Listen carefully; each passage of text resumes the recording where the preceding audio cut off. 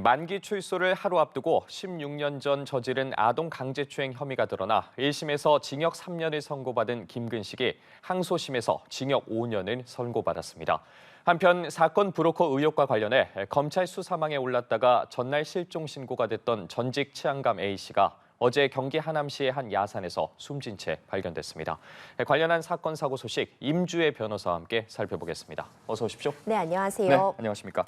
먼저 아동 성폭행범 김근식 사건부터 좀 다뤄보도록 하겠습니다. 네, 김근식. 예. 이 사건부터 좀 짚어보도록 하겠습니다. 어제 말씀해 주신 것처럼 1심에서 징역 3년 선고받았다가요. 항소심에서 징역 5년으로 2년가량 형의 선고가 오히려 늘어났습니다.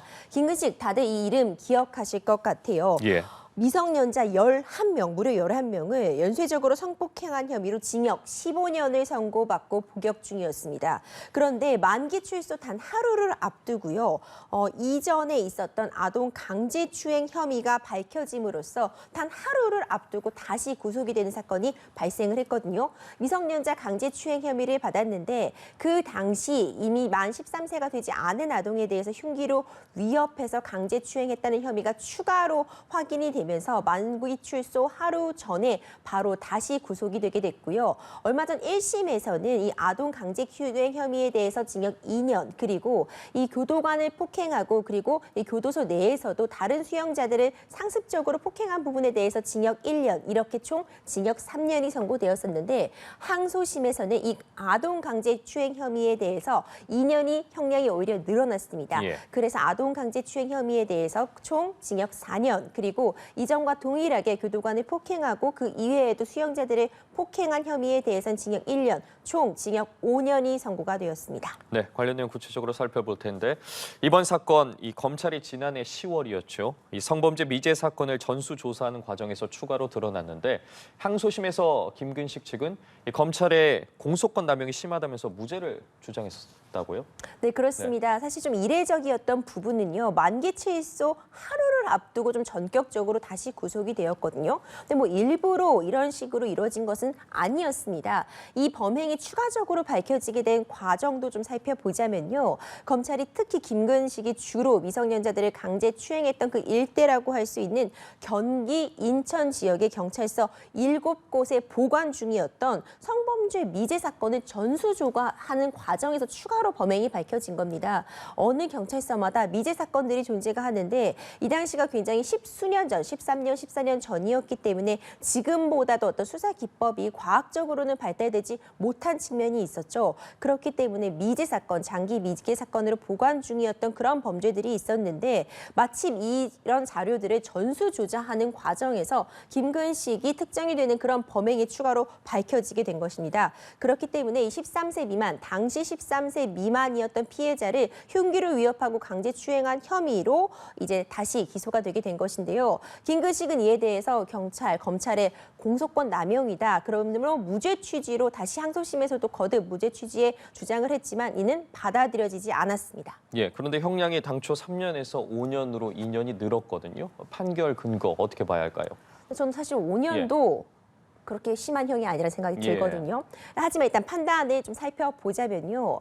아동을 대상으로 한 범행입니다. 비난 가능성이 매우 높다고 볼 수밖에 없고요. 그리고 피해자가 현재 엄벌을 원하고 있으며 피해자에 대해서 어떤 피해 보상이나 복구도 이루어지지 못했다는 점이 형량을 2년 올리는 데 주요한 점으로 상정을 한 것 같습니다.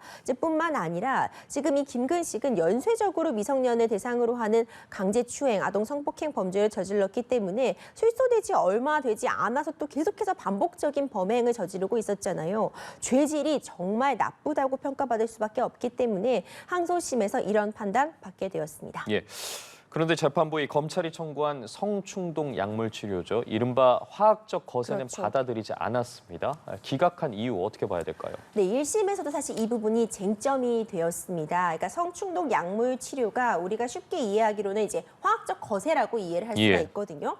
1심에서도 이 부분은 기각이 되었는데요. 2심에서도 사실 이 부분이 가장 주목을 받았습니다. 2심에서 처음 재판이 열릴 때부터 재판부가 이 문제를 다시 들여다보겠다고 밝혔기 때문인데요. 그렇기 때문에 정신감정의가 실제로 재판정에 나와서 증인으로 증언을 하기도 했습니다. 그 내용 좀 살펴보자면 이런 성충동 약물 치료를 함으로써 어떤 재범 우려를 줄일 수 있을 것이라는 증언이 있었지만요. 사실상 우리가 어떤 인체에다가 어떤 행위를 하는 것, 추가적으로 이렇게 영원히 화학적으로 이런 거세를 통해서 약물 치료를 하는 것은 조심스럽게 접근될 필요는 있기 때문에 결국 재판부에서는 정신감정이가 약물 치료가 도움이 될 수 있다는 점은 인정을 하였지만 약물 치료가 단행되어야 될 만큼 재범 우려가 반드시 있을 것이라고 단정하기는 어렵다. 이런 좀 미온적인 태도를 보였습니다. 하지만 좀 안타깝게 지적하고 싶은 부분은요. 이미 성범죄, 특히 미성년을 대상으로 하는 성범죄를 반복적으로 행했던 사람입니다. 지금 일단 징역 5년 선고되었기 때문에 5년 지나면 어쨌든 토출소가 된다는 말이잖아요. 물론 전자발찌 불착 명령 10년 받았고 성폭력 치료도 200시간 수강하겠지만 이게 과연 수료적인 대책이 될 수 있는 것인지 아직까지는 사실 성충동 약물 치료에 대해서 좀 더 연구도 있어야 되고 이런 부분이 재범을 줄이는데 어디까지 영향이 있을지가 논의가 필요한 상황이지만 지금 이 김근식에 대해서 재범의 우려가 있다고 단정할 수 없기 때문에 성충동 약물 치료가 불가하다는 입장은 국민들로서도 좀 의아한 부분은 있을 수 있다는 지적까지는 할 수 있을 것 같습니다. 예, 알겠습니다. 다음 사건 살펴보겠습니다. 이 전세 사기로 80억 원 넘는 피해를 준 사촌 형제가 구속 상태로 검찰에 넘겨졌거든요. 어떤 수법을 사용한 겁니까? 네, 이 사촌 형제 또 전형적인 무자본 갭 투자 방식 사용했습니다. 이 사촌 형이요, 공인중개사무소 중개보조원으로 일하고 있었습니다. 사촌 동생과 함께 사촌 동생 명의로 이제 이런 행각을 벌인 것인데 무려 6개월간 동안요 서울 강서구 등지에서 주택 32채를 사들였습니다. 그런데 이 사촌 형이 아무래도 중개보조원으로 일하다 보니까 원래 시세보다 더 비싸게 웃돈을 주고 전세를 살 수 있는 그런 매물들을 구해온 거예요. 그렇다 보니까 우리가 항상 문제가 되었던 그런 전세 사기에서 반복적으로 행해지는 실제 시세보다도 조금 더 높게 전세가액이 형성되었습니다. 이렇게 주택 32채를 구해온 다음에요.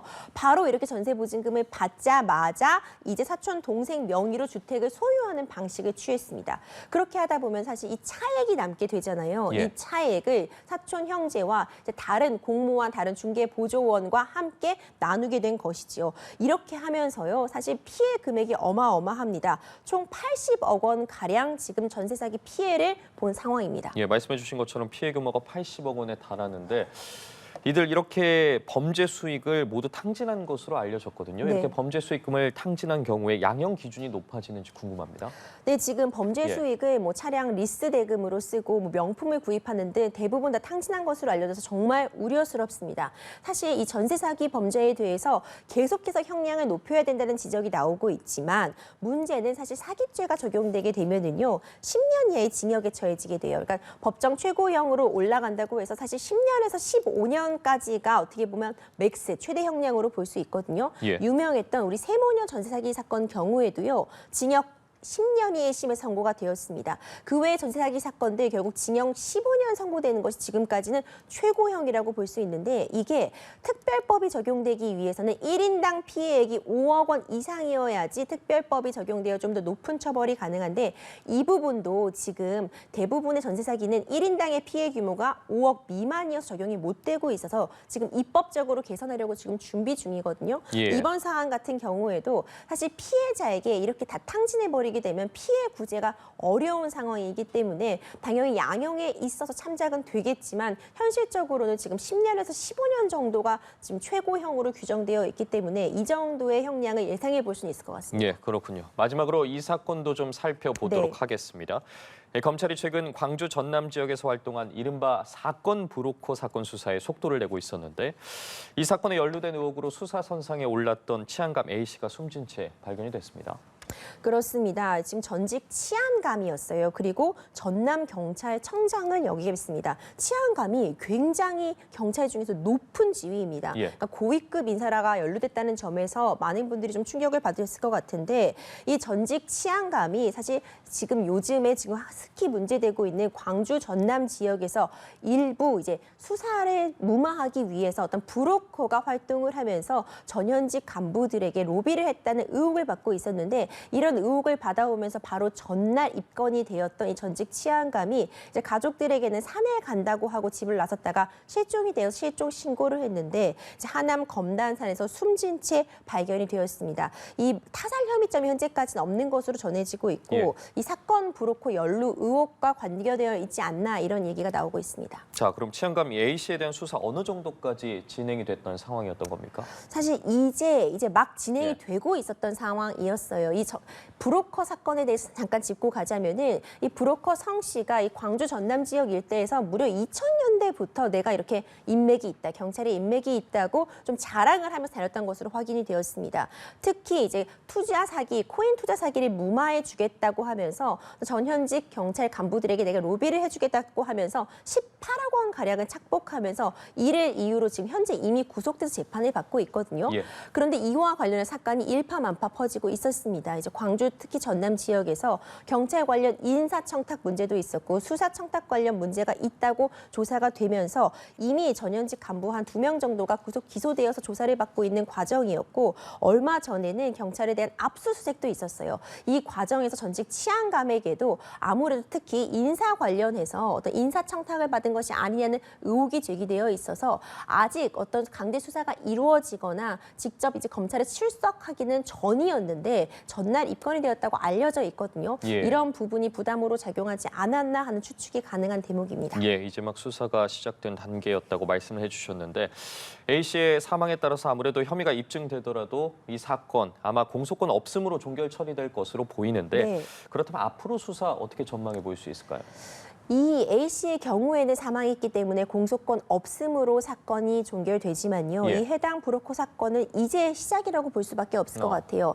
이제 검찰 측에서도 얼마 전에 이제 경찰청과 이제 경찰처에 대해서 이제 압수수색이 진행이 되었는데 이 압수수색 과정에서 인사 곡과 자료를 좀 파악한 것으로 전해지고 있습니다. 이 인사 곡과 자료 본다면은 어떤 경찰의 인사 청탁 비리가 있었던 것은 아닌지가 확인이 가능할 것 같고요.